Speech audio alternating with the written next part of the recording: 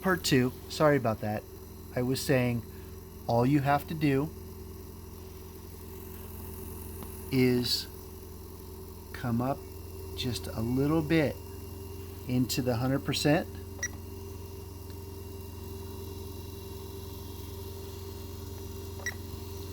Because now it doesn't matter.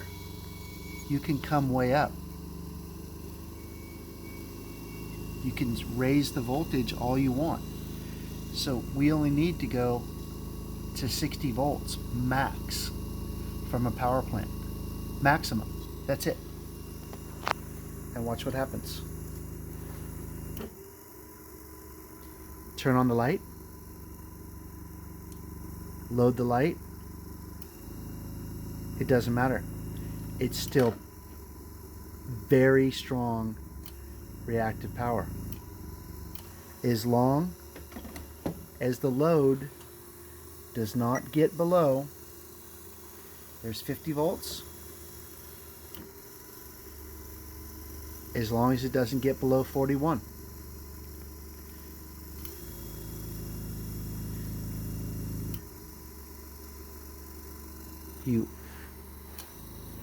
And watch when I turn on both lights.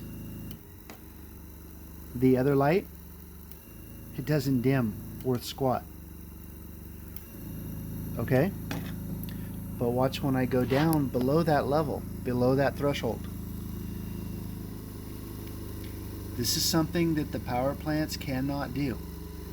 So I'll stay at 41.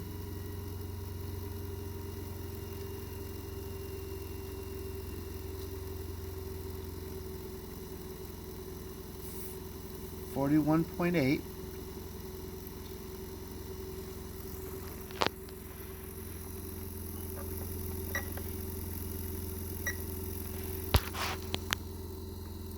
Go right below that.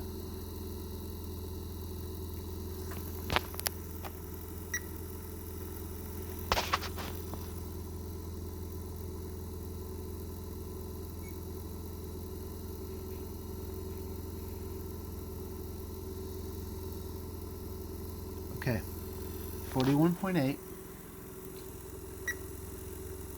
Now we're going to go to the Hertz.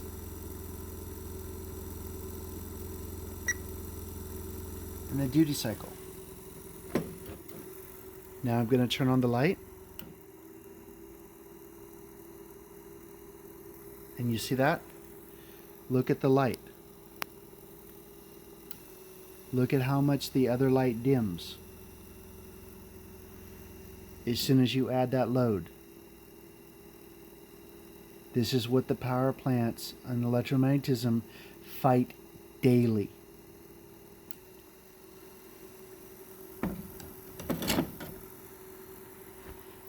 That is the magic of superconductivity. Okay? So we're just going to go up a little bit. I'm going to prove this empirically to you. Okay, so we're at 50 volts. Okay? Now look.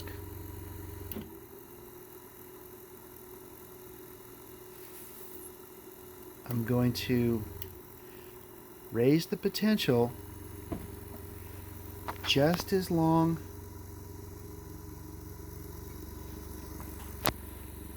say 46 volts with the light off. By the way, 2.1 amps, 60 hertz. It's just a regular light bulb, okay?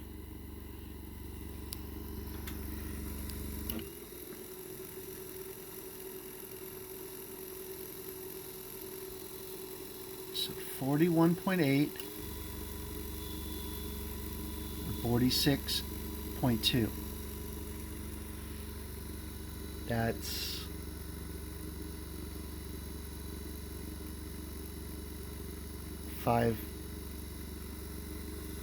roughly 5 volts.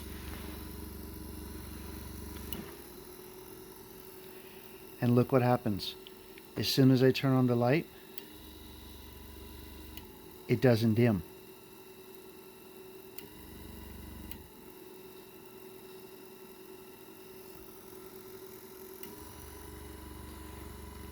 Now let's talk about the dynamo.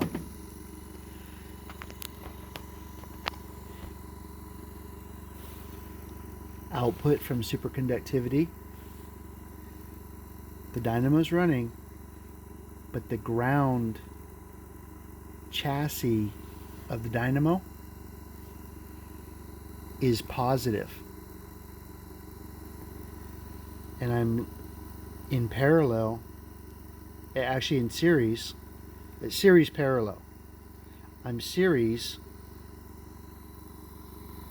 but parallel into these. A series parallel capacitive circuit. I'll say it again. A series parallel capacitive circuit. You have to understand heterodyne resonance and superconductivity to understand what I just said.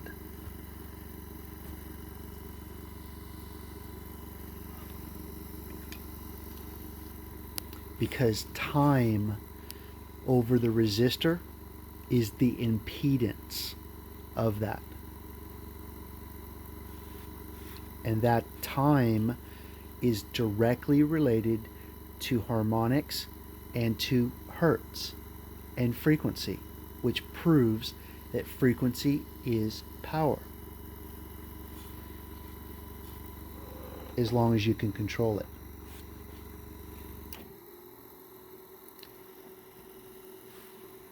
It doesn't matter how many loads you put, as long as you stay above that potential, you can go into a series capacitive circuit across the country. It wouldn't matter, because the next one is going to be the next one, and all the capacitors that are already on the grid, they amplify this effect, making four-phase superconductive power over the grid very efficient for the power company. And I'm not interested in taking a back seat. I'm going to be your power producer. That I promise you. I know this is a little bit of a messy scientific thing, and I don't have a white lab coat, and I didn't parrot a PhD in any known university, but I can tell you we're writing a book for the professors for your future on this subject, because nobody's been able to amplify superconductivity. They don't even understand what superconductivity is, nevertheless amplify it. I apologize once again for the little messy lab, but that's easily cleaned up. This is just down and dirty, proving technically what Tesla was looking for.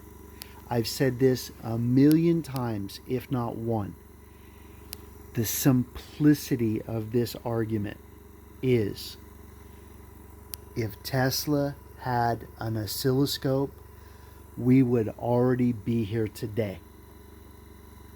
That's all he needed, is just to be able to see what he was looking for.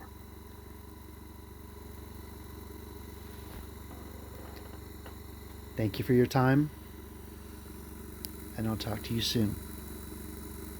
I hope this give you more questions than answers.